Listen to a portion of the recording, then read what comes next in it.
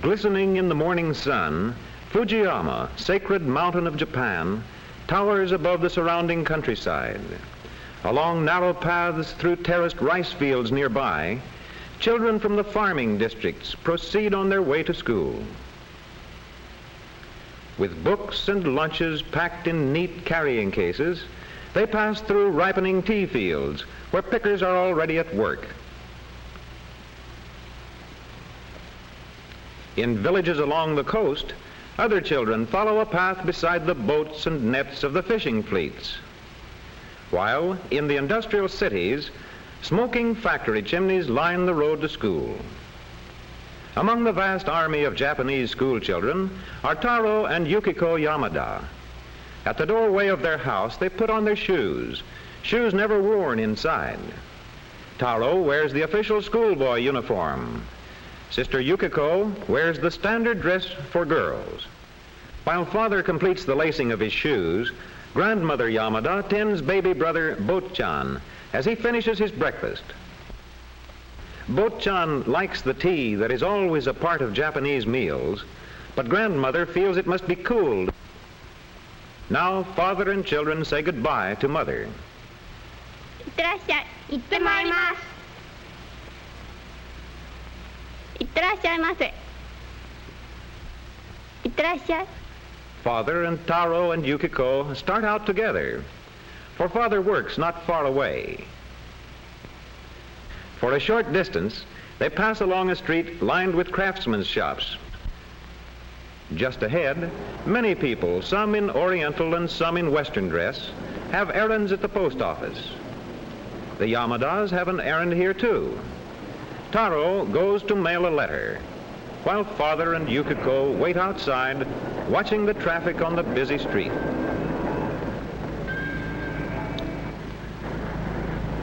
Presently, as Taro rejoins them, they move on, and soon they arrive at a railway station where father is the official in charge. Here, father and children say goodbye to each other. さよなら。先生のおっしゃることをよく聞くんですよ。それではさよなら。さよなら。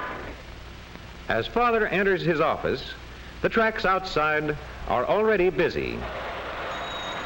A call for a 下り report. 急行51番8時47分発車。上り急行8時50分到着の予定でございます。 At school, it is almost time for classes to begin. Children flock through the gates and teachers stand ready. Greetings are exchanged. 太郎君おはよう。ゆきこさんおはよう。先生おはようございます。 Before entering the classroom, all the children remove their street shoes. Here as at home, shoes are always left at the entrance. Inside the classroom, the children take their places and prepare for work. Meanwhile, in cupboards near the door, each pair of shoes is also in its proper place. And now a reading lesson. しかし入れ替わりに大勢の人がどやどやと入ってきました。席はみんな塞がった上に立って。ゆきこさん。明日からはもっと早く来ようと思った。朝ごはんが済んでから少し勉強をした。休み中は毎朝涼しいうちに勉強するつもりだ。8月2日木曜晴れ。 Later in the morning, at the Yamada home, the maid buys tofu from a street vendor. Tofu, or bean curd, comes from soybeans and is tasty in soups. In the main living room of the Yamada home, mother attends to one of the most important of Japanese household tasks, skillful flower arrangement, an art highly honored in Japan. Grandmother is occupied with needlework on a new kimono, while Botchan plays with his toys. Mother just finishes placing flowers before the family's ancestral shrine, when suddenly, in the distance, the whistle of the Tokyo Express. Once more, father will be able to report that the train is on time, for the express is almost always exactly on schedule. During the brief pause in the station, the engineer oils his locomotive. And presently, Father is again at his desk, preparing a record of train movements. He writes the Japanese characters easily and quickly, but in Taro's and Yukiko's class in school, the children are just learning how to write.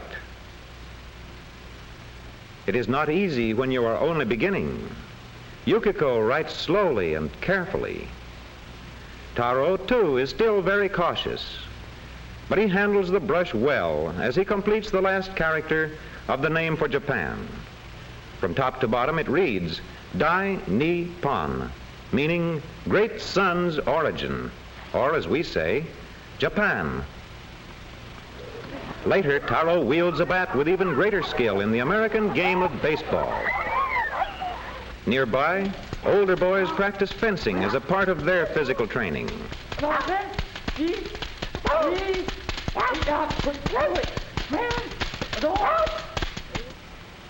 Today, Yukiko puts aside her school dress for a fine silk kimono. She and Brother Taro are going to a festival.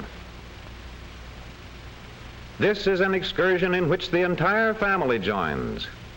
All look forward to seeing the cherry blossoms, and there will be many other attractions for young and old. Even as the Yamadas are leaving home for the day's outing, other families are already assembling at the scene of the festival. Cherry blossoms are everywhere, framing bridges, and here a castle of old Japan.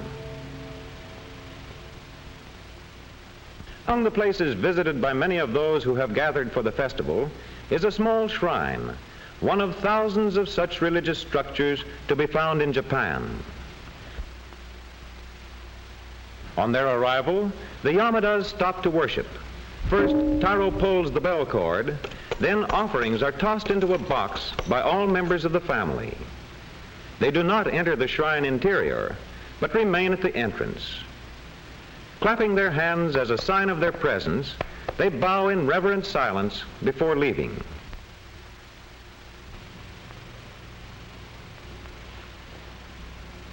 Now to enjoy the cherry blossoms, so beloved by the people of Japan.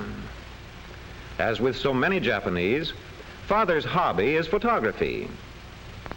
He is anxious to get pictures of the delicate blossoms, which last for only a few days each year. Another popular feature of the festival is a storyteller. 地上運転を終わり機関士夫間違い機関券黒を登場して秋空を切って試験飛行に登った太郎は突如として起こった大旋風に巻き込まれあわやと見る間に切りもみ状態となって隣の吉蔵の屋根に So the day passes with enjoyable activities for all. But for Taro and Yukiko, and Mother too, the outing is not complete without seafoam candy. Back home, after their day at the festival, the Yamadas have keen appetites.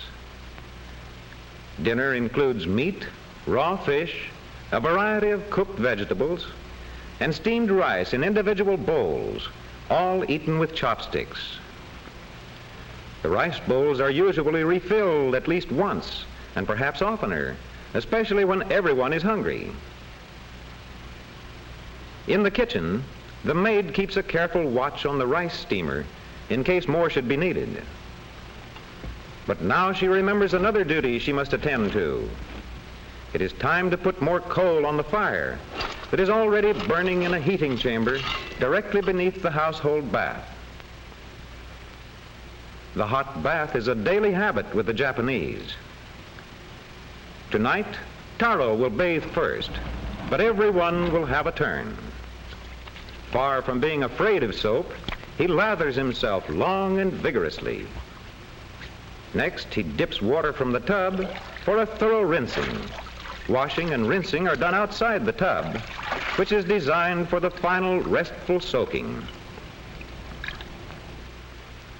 In the living room, Mother and the maid make up beds on the spotless floor, while Father, dressed in a comfortable kimono, quietly reads the evening paper.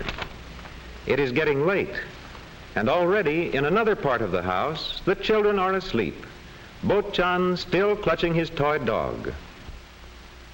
Taro perhaps reliving the day at the festival, Yukiko resting before tomorrow's return to school. The Yamada home and garden lose their outlines in the darkness of night, while distant Fujiyama looms majestic against the sky.